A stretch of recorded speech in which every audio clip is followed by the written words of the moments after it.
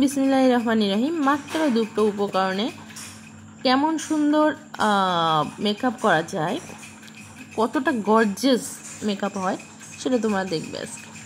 তো এতগুলো উপকরণ নিয়েছি, প্রত্যেকটাকে টাটা বাই বাই। শুধু Canada foundation, faces Canada foundation 3-in-1। এই ফাউন্ডেশনে রয়েছে ময়শ্চারাইজার, ফাউন্ডেশন এবং সানস্ক্রিন, আর ভিটামিন সি, অ্যালোভেরা সবই আছে। আর স্টপ ক্রিমটা আমাদের মুখের হাইলাইটারের কাজ করে, আবার এতে হাইলোরানিক অ্যাসিডও আছে। তো চলো, এই দুটো দিয়ে আমি আজকে তোমাদের মেকআপ দেখিয়ে দেবো। আর একটা লিপস্টিক তো প্রত্যেকটা মেকআপের জন্যই থাকতে হয়, তো সেটা থাকবে অবশ্যই।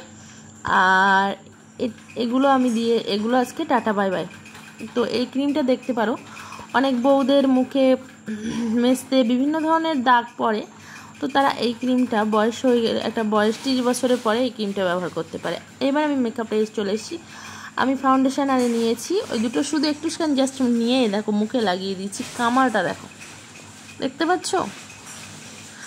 তারপরে এবার আমি কিচ্ছু না, আমি জাস্ট একটু লিপস্টিক দেবো, আর লিপস্টিক দিয়েই মুখে ব্লাশ দিয়ে দেবো, মানে ব্লাশের কাজ দিয়ে দেবো, আইশ্যাডোর কাজ দিয়ে দেবো।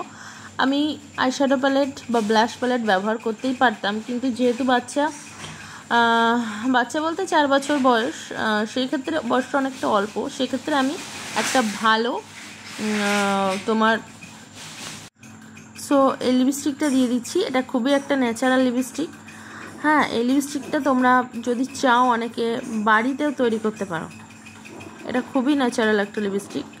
তো এভাবে এখানে মুখে আলো পড়ছিল না, একদম অল্প আলোতে। আর যে লিপস্টিক দিয়ে দিয়েছি, ব্লাশও এবারে এইটা দিয়েই কিন্তু আমি ব্লাশ দিয়েছি, লিপস্টিক দিয়েছি, আর এই যে ব্লাশ দিয়েছি, লিপস্টিক দিয়েছি। আমি এই লিপস্টিকের একটা পার্ট, সেটা হালকা একটু গোলাপি, সেটা দিয়ে আমি চোখের পাটা একটু আইশ্যাডো করে দেব, ঠিক আছে? আর একটা জিনিস তোমাদের বলি, হুমায়রার এই বরখাটা দোকান থেকে নেওয়া হয়েছিল। সেই দোকানে মানে বরখাটা না একটা ছোট্ট এরকম ক্লিপ দিয়ে গোটানো ছিল। এবার আজকে নতুন পুরো বরখাটা এবারে টানতে গিয়ে, মানে গোটানো ক্লিপটা থেকে টানতে গিয়ে একটু ছিঁড়ে মতো গিয়েছে ওখানে, মানে ঠিক বুঝে উঠতে পারিনি। মানে আমি টানতে চাইছিলাম না, কিন্তু হুমায়রা নিজে আমার কাছ থেকে টেনে নিয়ে তো ছিঁড়ে দিয়েছে। আর এই হুমায়রার একটা হার এনে দিয়েছিল রাব্বু, তো এই হারটা দেখো পড়েছে বরখার ওপর নিজে। আর কেমন ফাইনাল লুকটা কেমন হয়েছে, কেমন দেখাচ্ছে, তোমরা অবশ্যই সেটা কমেন্ট করে বলো।